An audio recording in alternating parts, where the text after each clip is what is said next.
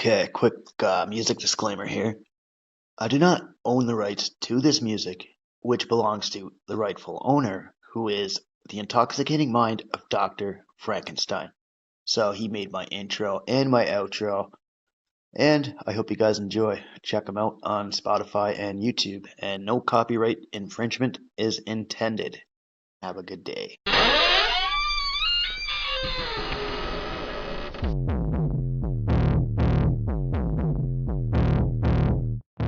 Clear choice of good versus evil, of right versus wrong.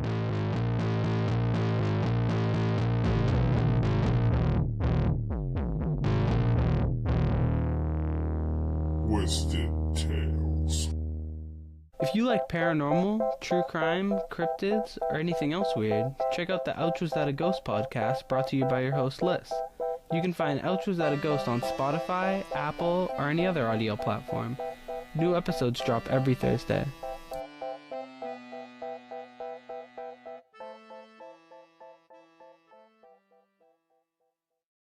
Welcome back to Twisted Tales, folks. Well, it's good to have you guys back. I got another little story here. Well, it's going to be a couple stories. I got like a little bit of ghost stories here for you tonight, so I'll pop a couple off.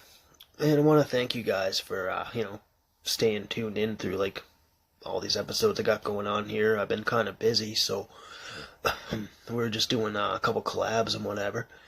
Now, collaboration episodes, like when they go on other podcasts and shit, kind of makes me nervous, but once you get flowing and keep talking or whatever, it's pretty cool. So, like, I did an episode with Trusting Evil last night, and they're all the way over in the United Kingdom, so, I mean, I'm just a fucking guy from Canada, so, I mean, that's a pretty big deal to me. So, thank you guys very much for having me on your show. I had a fucking totally good time, so I appreciate you guys, and if there's anything I can ever do to help you guys, let me know. So, some ghost shorts here. I guess I'll start off with a joke here. I'll break the ice right quick here. So, what kind of horse do ghosts ride? A nightmare. So, we're going to talk about Robert the Doll in this little short here. So, this little doll here was owned by an eccentric artist. Now, this guy was Robert Eugene Otto. So the doll was manufactured by the Steiff Company of Germany. This is a stuffed toy company that's actually founded in that guy's hometown of Geigen. So his Aunt Margaret actually owned the whole place. So eventually it became like a global toy company. Now Richard Steiff was born February 7th, 1827, and he passed away March of 1939 at the age of 62. So he began working at the factory in 1897. So he drew up like sketches and everything, like local animals at the zoo and stuff. You know, there was pictures like bears and shit. So he incorporated like his drawings and sketches and stuff into a prototype for like toy bears. So these were created in 1902, and they were actually codenamed, or they were called Steiff Bar 55 PB. So that was like the little title for the bear that they made. The 55 PB. So the P would stand for plush, and the B would stand for, it's a Beweglish word, which is German for movable. So that means like the arms and the legs of the stuffed bear were movable. So the company had started to make these dolls and like a bunch of other creations and whatnot. They were all drawn up from the stencils, from the illustrations and everything. So this was for the Steiff Company here. Now the doll that was purchased for Robert Eugene, this was like a little sailor doll, but his grandfather had picked this up in 1904 over in a trip to Germany, so we got this as a birthday present for the kid. Now tale goes that this little guy here, he's chock full of supernatural abilities. This allowed the doll to move, to change facial expressions, and it gives him like giggling sounds. Like you can hear like a pattering of footsteps, and then you'll hear like a tiny giggling right after it. Now a lot of people noticed that Robert kind of took a shining to this doll, and he took the doll with him everywhere, and he was having conversations with it. And if it was a person instead of a doll. Now, people thought this a little weird or whatever, and even like the little sailor suit that was on him, it wasn't provided by the Stife company. It was actually a little suit that Robert had once owned as a kid, so he wore this as a child back in the day. Now, the mishaps had shortly started to occur, and it was like little things at first, like the doll would be propped up, and then he'd sit at the window, and then school children would walk by, and they'd see the doll up there, of course, right? Now, the school kids would swear that the doll would move around, or it would disappear and reappear in the blink of an eye. And this totally freaked the kids out, so they started going a different route to school after this. Now, after Robert's death, this was in 1974, so a new owner had taken over the house. And over time, when a visitor would be over to the house, visitors would hear tiny footsteps running around, and this would be up in the attic. And then shortly after, a tiny bit of laughter and a little bit of giggling. Now, another time, the new owners of the house, this was located on 534 Eaton Street. Now, they noticed that the doll named Robert had terrorized a young 10-year-old girl. And this was while she was sleeping. So she was awoke to the doll being like in different spots in the room. And, she'd kind of feel like a presence, I guess, like somebody watching her or whatever. So like she'd wake up and be like, what the hell? And look over, the doll be there. And then she'd think nothing of it, fall asleep, wake up, and the doll be in another spot again. So obviously this would terrify the girl to no end, right? Terrified, the girl would just scream in terror. She'd wake her parents up, and then they'd come check on her. And eventually, it wasn't long after this that Robert the doll was given away. So, have a good day, buddy. Have a good life. And it was given to a local museum. Now, people were, attracted to this. They'd go take a look at it and shit, right? They'd hear the tales behind it. So, when they go to try to take pictures with their cameras, they'd notice that it would always be out of focus, or wicked blurry or whatever. So they would think that their cameras weren't working. But when they walked out and then, they'd take a picture outside the museum or whatever, it would be totally in focus, everything would be clear, and it would just circulate around like Robert the doll. Like you could just not get a good picture of this guy. Now, Robert was encased in a glass case, and to this day, it still makes staff museum a little bit scared. Some actually tell a tale here that they've seen Robert, his little hand touch the glass case, and there's a little handprint. So this is pretty cool. Even when they're doing their round, security, they'll flash their flashlight, they'll take a look around. They'll see Robert, running out of the case and just giggling. And this scares the shit out of these guys, right? And every so often, when he'd be in the glass case, if you take a look at it or whatever, he'll be there, and then all of a sudden, he's in another spot, and it looks like he's kind of smirking at you, so he's, smiling, watching you, and this just scares everybody that walks through the museum. But, Robert's presence is pretty crazy, so it's, I don't know, it's just something to think about, right? Like a crazy possessed doll, right? So, next up here, what else we got here? This one here, I got a little piece from Japanese folklore here. So this is going to be about a Japanese woman. So, her spirit, I guess. So, her spirit haunts a well. Now, the woman's name is Okiku. So, she was once a servant from way back when. And there's a couple adaptations of this tale. I'll tell you those. Now, Okiku was a servant, or a maid, if you will, to Ayama.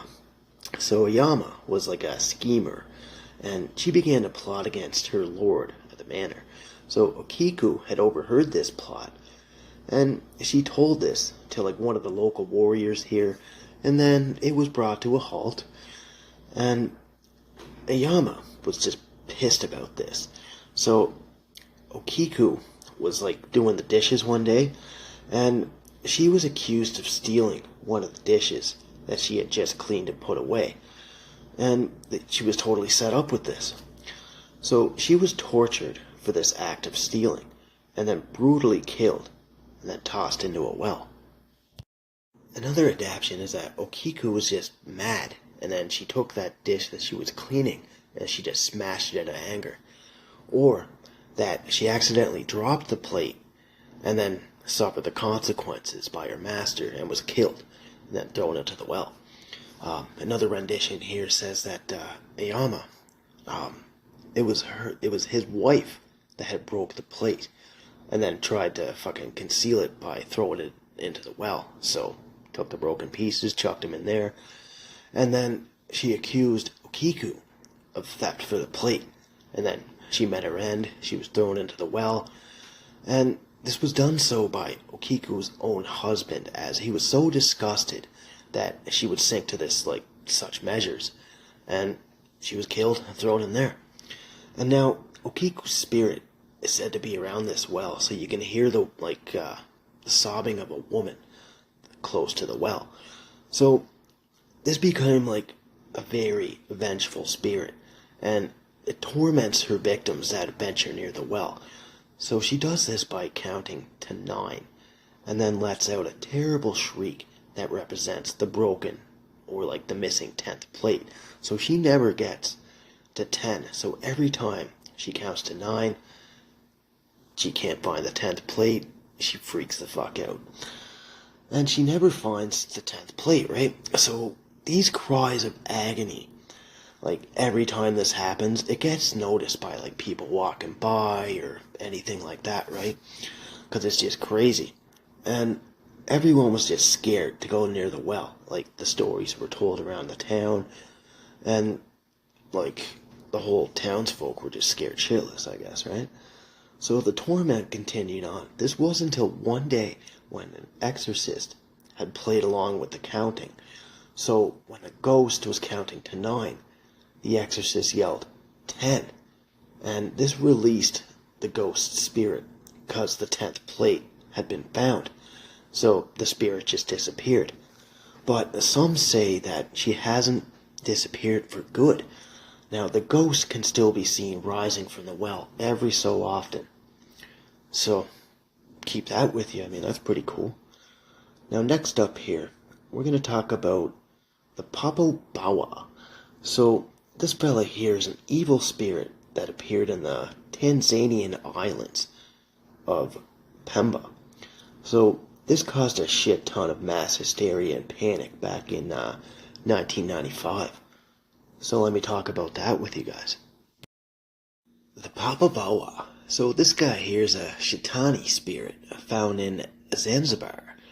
So the first appearance here was on the island of Pemba. Now, this creature here can take form of animals. It can take the form of a human, as it has shape-shifting abilities. But it will usually take the form of like a bat-like creature. So the creature isn't too hard to track, because it kind of leaves behind like a sulfurous odor. So this sometimes spreads around when he's near. It has one eye, huge bat wings, and it uses this to fly about. So like he'll fly around, he'll like look at his victims that he's gonna pick or whatever, and then he kind of wears them like a cape, like he can wrap them around his body and whatnot when he's not in flight. So he doesn't care. Like he'll pretty much attack anyone, man, woman, children, and it also has the capability to attack multiple homes per night when he's out on his prowl. So the Papabawa, he attacks like very consistently, and they often have like poltergeist-like phenomena, and it also comes with physical attacks. So these are often physical attacks, or like sexually, like the rape of a man or like woman anally, as the tale goes. I mean, I wasn't expecting this when I seen this guy, so I mean, I'm just as shocked as you guys are. And if you're attacked by the Papabawa and you don't warn others about the attack, he'll just revisit you, and he'll continue the attacks and the sexual assaults and everything until you warn others of its presence. The attacks usually happen to men who live in like the main city here of Dar es Salaam. So that's like a main city in Tanzania. Now some men are known to stay in groups outside their homes, so they won't let them enter their house. They have campfires to ward off the demon, and others will rub pig oil on their skin, as they believe that this repels their attacks. Now the story of like the demon here is common. Some parts say that it's a spirit that was unleashed by some witches, and it was used to torment the townsfolk. So belief in witchcraft and other superstitions around there, they're very widespread in Tanzania. You know, other common rural areas and all that. So when the Papa Bawa is ready for like his sexual attack, it has the power to make the person who was asleep like to wake up, and like they aren't able to move, so it's like more of like a sensation of like sleep paralysis. So they can't vocalize, they can't do anything, they can just move their eyes, and it's like they're trapped in like a fucking box they can't get out of, I guess. And it's just weird how like it's followed by like fear and dread and everything, right? Because I mean, you're gonna be scared, you can't move or do anything, right? Some victims have made mention that they feel a heavy weight on their chest, and others feel like footsteps before the attack, like walking around the bed and then walking on their chest or whatever. And then sometimes it can also like shift into monstrous shapes. It's just crazy how like all this can stem from this crazy little creature, right? And it's all more so if you like don't believe in the creature, but like as soon as you believe and then you tell others about it, it'll leave you alone, right? And there's a lot of like medical documents here and like hospital reports that actually support that the Papa Bawa is like actually like real and shit, right? You can check it out. So I guess just beware and like, you know, be sure to believe in this creature, or like you'll feel its wrath, amongst other things, I guess. And there are hundreds of cultures worldwide that like totally have legends no matter where you go, right? Like whether you believe them to be true or fake, if you see a bat-like creature around or like smell some sulfur, hopefully you don't have your doubts, and then they turn to beliefs pretty quick, or, you know, something will happen to you. And then the demon will go on his merry little way, and then you have to tell people about your encounter. Now, in 1992, there was a man named Juma Balo. Now, he claimed to have been attacked by the demon while he was sleeping. So this was in his home in Unguja, or Unguja? I can't pronounce words. Let's try this again. Unguja, Tanzania. Now, he woke up to find a large winged creature sitting on his chest, and then it began to beat him with his wings. So he was just like waking up and he's like, ugh, just getting smashed with his wings. So the creature flew away shortly after, so we just totally rattled this guy, and just like the whole quick attack, right? And he left the guy with some bruises, some scratches, and like a story to tell his friends. Now in 2002, so 10 years later, a woman was also attacked in her sleep. Now this was in Zanzibar, Tanzania. Now the creature was standing over her bed, and then he repeated the same encounter as the man 10 years ago. So he beat her with his wings.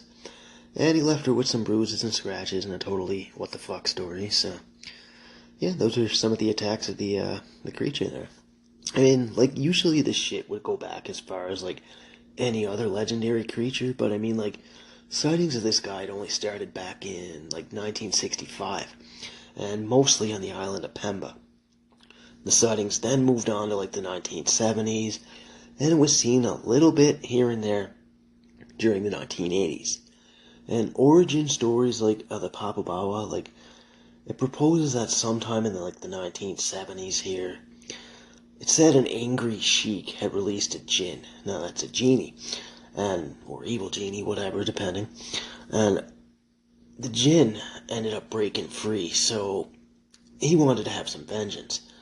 So the jinn here, like, they can turn invisible, whatever, like, they're invisible creatures and shit. They can go up in a puff of smoke or whatever. And this is mainly for, like, in early religion, like, pre-Islamic Arabia. So, I mean, this is how they thought that the Papa Bawa came to be. So it was like it was a genie or jinn or whatever there, and then it was just broke free and caused some shit. So pretty interesting. And the sheik there, like, he tried to control like the jinn or whatever, but he ended up losing control of him, and then it strayed, and then went towards demonic ways. So I guess put that in your pipe and smoke it. Next up, we'll have a mythical creature known from around the Japan region. So this one's about the Gashadokuru. So it's called the Starving Skeleton. So it's a giant starving skeleton that's made up of bone from the people who died from famine or war and have not been buried. So as revenge to help these dishonored souls who perished, Gashadokuru cuts off the heads of travelers and then drinks their blood.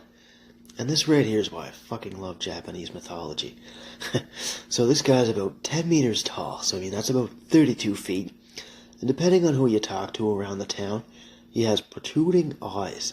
They kind of give off like a burning yellow or a greenish color. And it can be extremely stealthy when it wants to eat a human that it sees. So, like, it begins to move in, and the last thing you hear is like a frightening clattering sound. This is of its teeth, and then it eats you. So look out, I guess. And it will continue to hunt for people that starved others and more, like until all its pent-up anger is released. So once satisfaction and revenge is played out, the bones of the Gashadokuru crumble and collapse. So one of the first myths here of this guy, like, it kind of dates back to about the 10th century. So there was a prominent samurai named Tera no Masakato.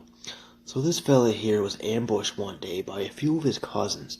This was due to like some quarreling in the family, some like marriage shit like that or whatever. So he got the crap knocked out of him. He wasn't too pleased with the whole ordeal here, so Masakato retaliated by burning down his family's residence. The fire ended up killing one of his uncles, Kunika. Now, another uncle to Masakato, his name was Tera no Yoshimasa. He wanted to avenge Kunika, so he challenged him to a duel. Now, Yoshimasa lost the duel. He was pretty embarrassed by the defeat, so he called upon another relative to come help him. Now, his name was Yoshikan. Now, this guy here was like governor for like the Kazusa province, so he had a bunch of pull. So he gathered up a bunch of warriors and other like kind of like government officials, whatever. So they wanted to have a battle. Now Masakato, he was very poorly equipped at the time, and he only had like 100 soldiers with him, very minimal equipment, but he inflicted heavy casualties on those forces there, and they were in like the thousands. So after his victory with like the minimal army and whatnot, he was summoned up to the imperial court in Kyoto. So this was due to like some complaints that they had about him and shit. So they tried to just like punish him, I guess, for like the whole fire ordeal, right? Because they were still pissed. And he was pardoned from the court, mainly because it was like from a family member or whatever. Now the year 937 had rolled around, and once again, Yoshikan, he wanted to like avenge his earlier defeat. So he battled with Masakato yet again. And Masakato ended up injured in this battle this time. So he tried to flee with his wife, but he was unsuccessful. So he fought a little bit, and then he got out of there or whatever. So the year 939 comes around, and Masakato attacked one of the central government's outposts. And then he went on and like conquered a few other provinces or whatever. So a bounty was then placed on his head, and he was killed in the year 940, and they cut off his head, and they brought it back to the capital in Kyoto. Now, Masakato's daughter, she was a very famous and powerful sorceress. Now, she was totally pissed at this, so she took the beheading of her father as a sign of disrespect. So she conjured up the first Gashadokuru, and then she used the bones of the people that died in battle with her father, and then sent it for revenge. And she like sent that guy in a whole tear of the whole city. It's like that guy was ripping Kyoto apart like worse than Godzilla. So he just kept destroying the city, and he stopped when the head was moved to Shibasaki. This was a fishing village that eventually became Tokyo. So that's a little story on that guy there. So I mean, that's pretty cool, huh? And next up, folks, this little tale here will be about a couple magical creatures from British folklore. So, first off, they're called the Knockers. Now, these guys are friends to both the Cornish and Welsh mining communities. Now, they're described as around 2 feet tall, a very large head, white whiskers, and tiny little mining gear. So, these guys would like work for wages or like some pastries from the people in Cornwall and shit. So, they would guide the community miners all around to the richest gems by knocking at that spot. So that's the spot that they would dig, and then they would find the riches, obviously. Now, over the course, like the mining industry had changed, the knockers would just be like kind of out of work. So what they would do is they would use their knocking skills to warn miners of like upcoming cave-ins, so they could get them out in a safe and timely manner. Now it's said here that these creatures were once the spirit of dead miners from previous cave-ins. And while we're on the topic here, like mining and mine shafts and shit, I know there's another creature that used to hang out in like mine shafts and scare children and shit. Let's talk about Rawhead and Bloody Bones. So this originates in Staffordshire, described as incredibly dangerous, like a half-human, half-animal being that lives in mine shafts. And they emerge for food in like nearby communities, whatever. And legend spread pretty quick about this dude here. Like, Rawhead was like a skull head atop of like a flayed body. And Bloody Bones is a crouching like creature with like blood running down its face from eating bones of children that told lies. Now, the first appearance here was written about in 1548. So this was mainly just a story to frighten children into becoming good, or like behaving in a proper way. And the stories originated in Great Britain, particularly Lancashire and Yorkshire. So all these tales would eventually spread over to the United States. And sometimes Bloody Bones is told to be like a water demon. It knows to haunt like ponds, oceans, or like other like marl pits. So a marl pit would be like a pit full of like minerals and clays and other like stuff like that, right? So when this becomes hardened, like into rock or whatever, it becomes marlstone. So that's where this beast would like hang out, would be at these marl pits. And it was kind of like kids were told to stay away from this area, like the marl pits, like no good will come from it, you'll get eaten, whatever. And this was, if you weren't a behaved kid, like, you know, you told lies, you said bad words, you peeped at folks through like a peephole or whatever, like, you know, little keyholes and stuff, like, you just get eaten. And there's a little nursery rhyme here, it goes as follows. Rawhead and Bloody Bones steals naughty children from their homes, takes them to his dirty den, and they're never seen again. Some describe him as like a skeletal being, like bloody, kind of like he's stripped of most of its body tissue.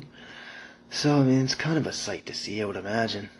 Like crazy nursery rhymes and other versions that you're talking about, like other versions here, like Rawhead's a severed head, and this was of a butchered hog, and it was brought back to life by an evil witch. So the witch brought the head back to life and then reunited it with its scattered bones, and then it hunted down the hunter that killed him, and it crawled in to the hunter's house through the chimney and then ate him alive.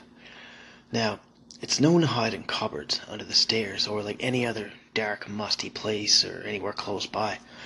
So there's always, you know, a little bit of scary facts here. So if you're creeping down the stairs here and you hear some crunching on some bones, I guess you just better go back upstairs. So I guess that's all I got for you folks here. I hope you guys enjoyed this little tale. So next up here I'll have a little ad for Pool Hall here, so check that out.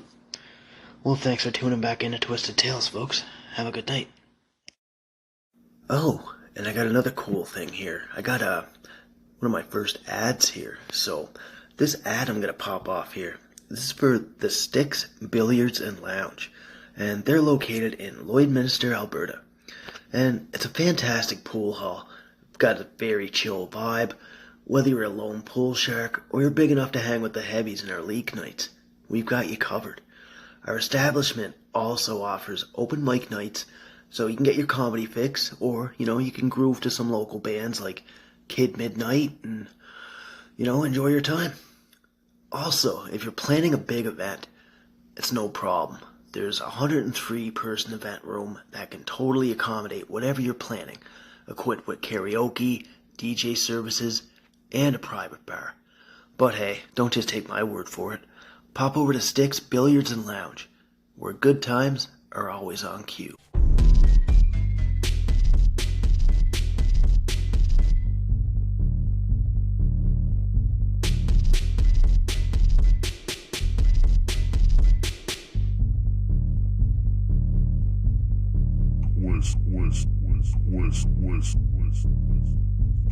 Twisted Tales.